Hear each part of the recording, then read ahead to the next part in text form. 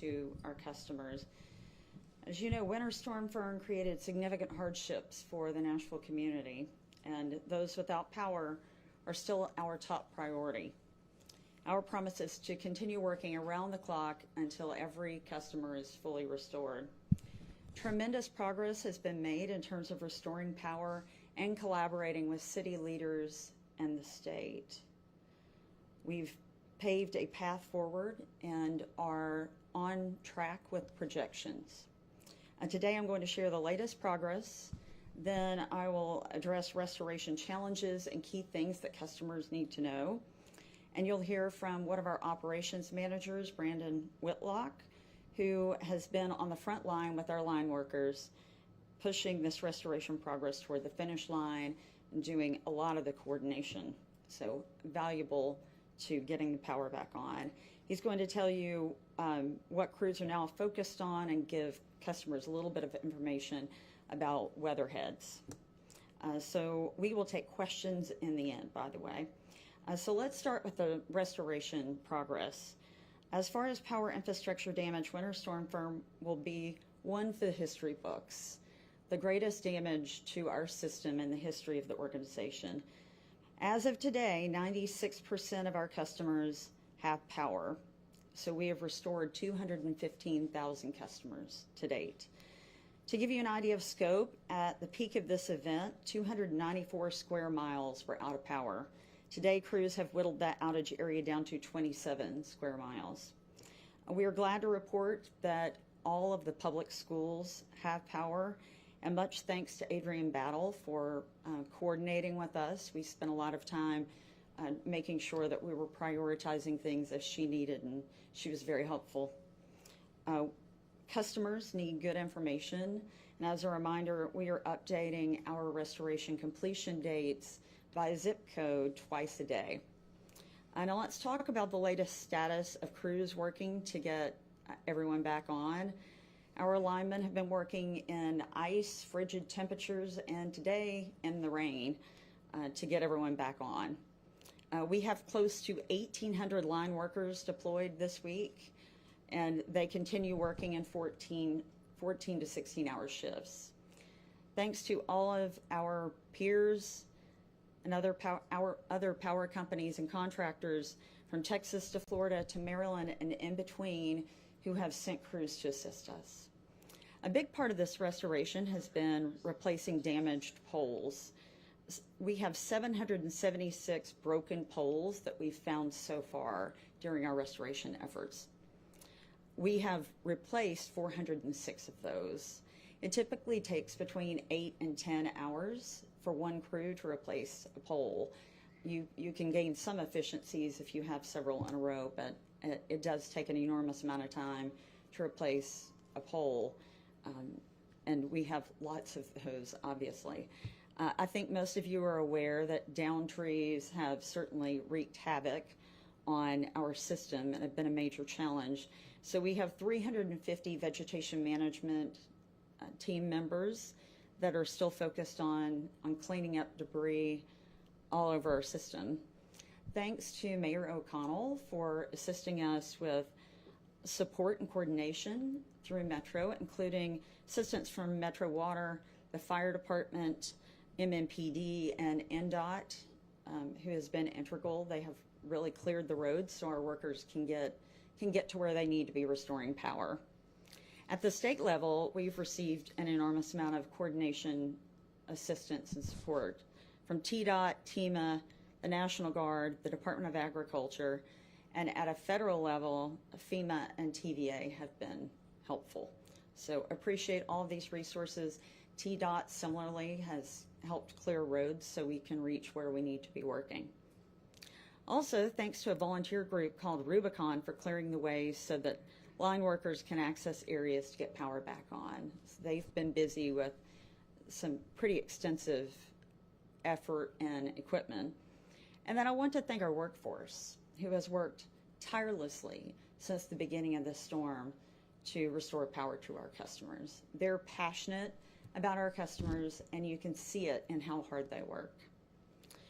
Obviously, a restoration undertaking of this size comes packed with challenges, and Brandon Whitlock, our operations manager, is going to talk about some of those today.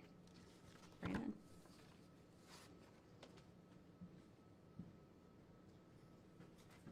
Good afternoon. I'd like to start out by saying a huge thank you to my fellow NES employees. You guys answered a very big call. You continue to fight through it. You've worked tireless hours. I'm super proud to be part of this team. Thank you to our municipal aid partners from our neighboring utilities who've come in, stood in line with us and fought. It's been amazing. And thank you to all the contractors who've come from all across the country. Some of the challenges that we're facing currently, kind of a state of where we're at in the restoration process. As Teresa mentioned, we've continually onboarded additional line workers. We're currently somewhere around 1,800. One of the big asks for us as NES is how do we integrate 1,800 line workers in with our native 200 line workers. It's quite a stretch, as you've heard Brent talk about before. We've successfully done that. We've expanded our resources, integrated them in with us, and daily we work out a work plan for all of those resources so that we can execute that plan and restore power as quickly as we can. Currently, we've been working, of course, most important customers, critical care type resource outages, and then working down into largest outages first. As of this afternoon, our largest individual outage has less than 200 customers. So what that means is these crew sizes are starting to have to shrink down and split apart even smaller and smaller and smaller. So logistically, we've got a lot more moving pieces. We're developing those daily work plans, and we're hitting different areas all across town every day. Additionally, we have added to the attack of the largest customers we have now shifted some resources to attacking the smallest, the individual outage. So you're going to see a lot of the smaller buckets come into individual homes. We're going to be looking at the service wire specifically, the line that runs from our lines out on the street up to the home, up to the weatherhead. We've got a sample of that, and I'll talk about that just in a minute. Right now, those trucks that are hitting those individual calls, they're looking at your meter base, your service, and then our transformer to confirm that it's all intact. So if your meter's not working, they're going to repair what's there.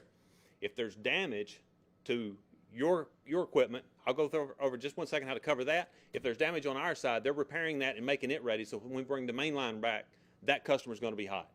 So if you see a lot of small trucks coming in, working in and around the homes, you might not get power at that moment, but we've made it ready so that when we bring the main line back, those individual customers will be ready. Just for a brief moment, I'll just touch on weatherhead. Are you okay with that? So I just want to make sure that everybody is aware. If you don't have power, a lot of you are in a neighborhood, and you say, my whole neighborhood came back on, but my house didn't. One thing you want to go out is look at your weatherhead. This is the point where you receive power from NES. Our service wire would come in, attach here, typically above the roof line or right near the roof line. From this point down, this is the customer's responsibility. So this would be the weatherhead, riser pipe, meter base. If this is damaged, if it's pulled away from your home, if it's pulled away and the lines are sagged down, you're going to need to call a licensed electrician, have them come out, stabilize this. It may be that it can be reattached to your home, and then you can call in and get a restore service. If they have to replace anything that's carrying current, if they have to replace the conductor, you'll have to go through and get an electrical release. That process is on our website. We'll show you how to do that. We have a series of numbers you can call depending on which city or where in the city you're located. And then once you've gotten that electrical release, it'll notify us, and we'll know you're ready to receive power. We'll come back out, and we'll connect you. So just want to make sure that everybody who, if you do have damage, you can go ahead and be dealing with that if we haven't gotten to you yet. So does that cover it? That's excellent, Brandon. Thank you. Yes, ma'am. I wanted to be able to provide that information to our customers so they can be evaluating what they may need to do and if they have any damage. So in closing, those without power are our top priority. We are working around the clock to get customers restored. And we've made a lot of progress in recent days, but we still have about 15,000 customers out of power that we are working very hard to get back on. Our promise is to continue that for these customers, and we will keep you updated and continue collaborating with all of our restoration partners until we get this successfully completed. Please raise your hand or take a question. We'll start here, then here. So customers and now even the Speaker of the House in Tennessee are calling for the resignation of NES management. Do you believe you and other NES executives should resign from your positions after this incident? Accountability is important, and Right now, we are in active recovery, but we have plenty of time to do after action review and evaluate things that we could have done better.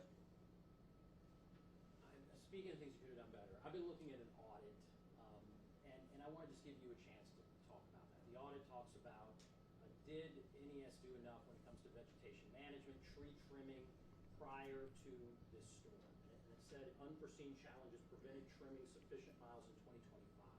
There was also a budget cut of $7 million.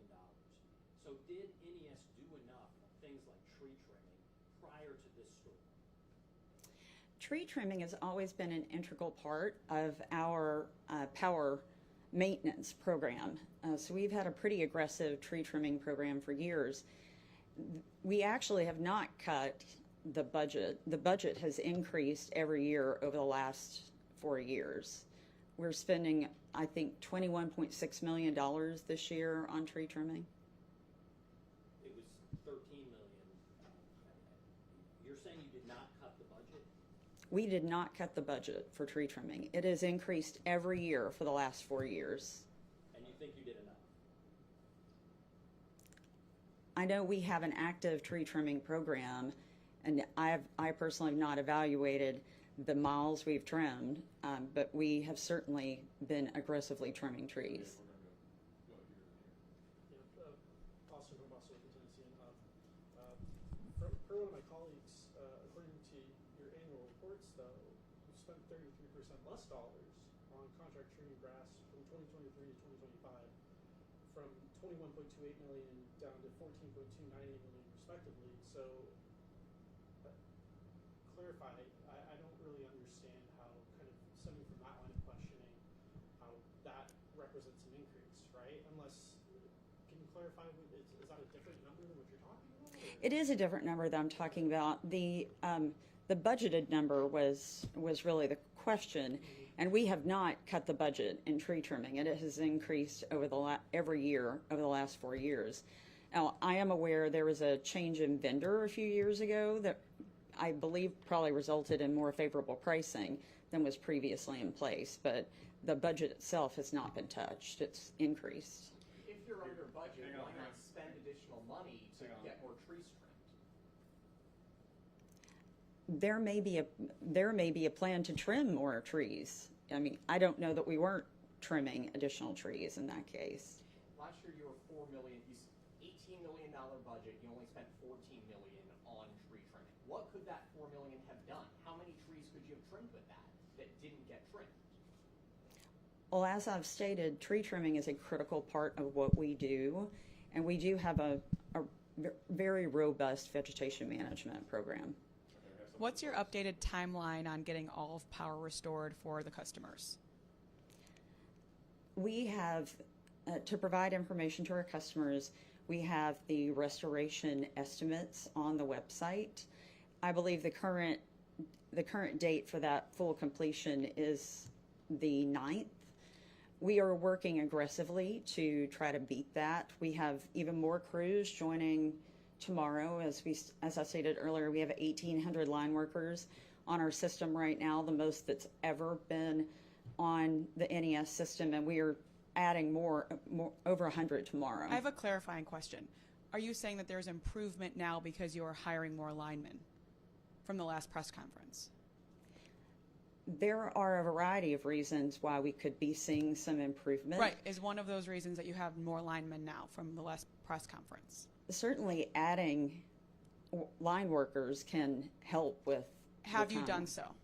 We have added line workers throughout our restoration process as we've been able to safely integrate them into our system. Correct. So my question really then is, if you are now able to add more linemen, how are you able to do so when the last press conference it was stated that you were not able to do so because it would be dangerous and they have to be able to work and understand all of the equipment, all of the different grids and all of those things? What has changed that now you are able to hire more linemen, and why wasn't that the case earlier? That's my specific question. I think what was stated at the last press conference was we were scaling our workforce. So we were gradually adding line workers as we were able to safely absorb them. So we are simply adding them as part of a plan where we're scaling up.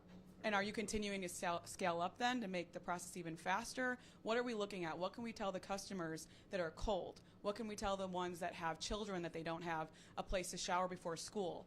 I'm just wanting to make sure that we're giving this information accurately of how quickly we're getting more linemen and when they're going to be able to live comfortably again, because this has been a very long process. I come from a cold state originally, and I just have to be honest. People are dying and people are really hurt at this time. So what can we tell them when it comes to the response of the linemen? We have an incredible amount of concern for our customers who are out of power and want them restored as quickly as possible. So in recent days, we added 500 linemen yesterday. We have additional linemen we're adding tomorrow. So we are, as we can safely absorb them, we are flooding our system with them. And I think what we talked about the other day was that we have to have someone that is trained on hazardous energy control on our system that can lead the line workers around. We can't just dump them in our system and let them go. System control can't see them. They need clearances from system control. So someone has to be trained on that to lead them. So we had brought additional people in and done an expedited training on hazardous energy control so we could deploy more linemen. Some residents are saying they're having an easier time putting out signs and getting faster responses than using online responses. Why is that? What is the workflow like for your online inquiries? Is that true? For online, we are aware of all of our customers who are without power. And Brandon mentioned something a moment ago that I think is important. You have a lot of customers now that may be the only one in their neighborhood that's out, where they've had their weatherhead damaged and they've had to have an electrician come out. So they're somewhat isolated. We had been getting the large outages restored until we were able to get all of our high voltage lines restored. We were focused on those. We now are kind of splitting the workforce and retooling to have smaller crews to go address those one-off customers and that are kind of by themselves in their neighborhood waiting on power. And they have not been forgotten. We are deploying 2-man crews to go tackle those. Is putting out signs something you encourage to get a response if the crew is out in the neighborhood? Do you feel like that is an easier way for people to get you guys to come in? Not necessarily. Our crews are deployed to where they are most needed, and when they're working in an area, they have a schedule of places they're going to be. I heard about the signs yesterday, and I suspect it's that some of them have some sympathy for people and are stopping to help. So I don't encourage it, but it can't hurt. I assume that you've seen the risk management report from November that Ben was referencing earlier. Your internal report. Oh, the ERM report, yes. Yes, exactly. Well, in there it was highlighted red about the vegetation removal and that sort of thing. But you said that you haven't pulled any money from that. What exactly were they trying to warn you about in that report? Well, that report is intended to look at all risks of the organization and the impact of those risks. So you're admitting that tree vegetation is a risk? Tree vegetation is a risk for all utilities that have, for all utilities that have trees on their system. But in the report it said, unforeseen challenges prevented trimming sufficient miles in 2025. Can you explain what those challenges are? On our tree trimming program, I know that we are on track for this year with our tree trimming. But you weren't in 2020. This is fiscal year last year. You weren't on track last year. Do you know why you were not on track? I don't recall that statement, but we are on track with our tree trimming this year. I wanted to go back to the lineman conversation. We understand you can't just take anyone off the street who says, I'm a lineman. You have to go through a vetting process. How many were rejected in that vetting process? And then also I wanted to ask about the mutual aid. I don't know if they're contracts or agreements that you have. Did you only accept help from linemen that had those mutual aid agreements with you? And is there any type of financial or contractual reason why you would take those linemen first over others who were here and ready and available? Did you push them aside to take the ones that you had agreements with? The mutual aid process is really important because it's utilities helping other utilities, and there's already a standard contract in place for those. So we can quickly onboard those utilities, those line workers. We know that they have had all of the training and vetting that we need, so we can quickly onboard them. And so we start with them and the contractors that we already have on contract, because you can quickly deploy them. Did you accept any from outside of those mutual aid contracts? We did. We have accepted line workers from all over the country. Okay, we've got here and here, and that's these last two. Thank you, first off, for taking our questions. You mentioned in the last press conference that you all were prepared for a snowstorm, not really an ice storm. Can you clarify that? Because NWS, I believe every meteorologist from each station that's in here has said that there's a potential of ice, dangerous ice. So is there a reason why you guys weren't truly prepared for the ice from last week? Adequate planning for any kind of storm is really important. With regard to this one, we certainly were planning for the predicted weather. As it migrated to being predicted as an ice storm, we were arranging for crews. And we were arranging for an adequate number of crews. We just did not necessarily have them on site. Why not? Why weren't they on site?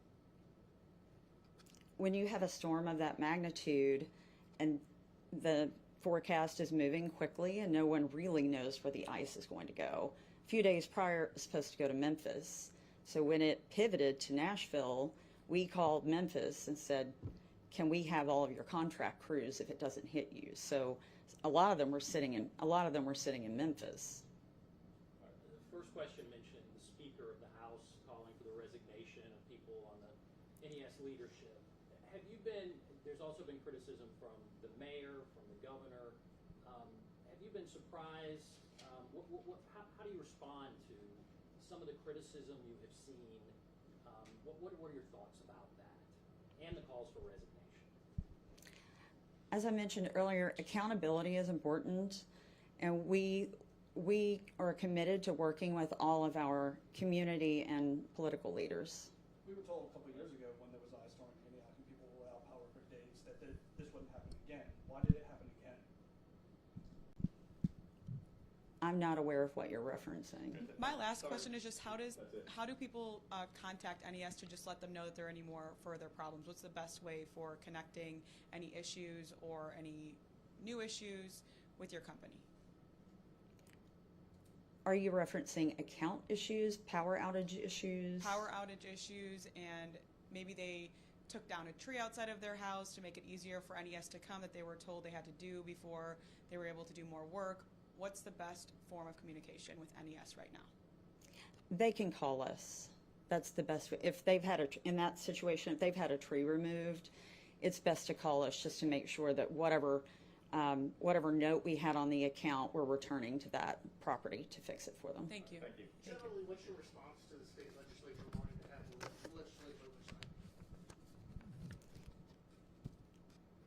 We are committed to working with all of our political leadership. There's concern that NES lobbyists in the past have prevented more oversight from being in place. Do you guys have lobbyists that are trying to prevent oversight from being passed at the state level? I'm not aware of that.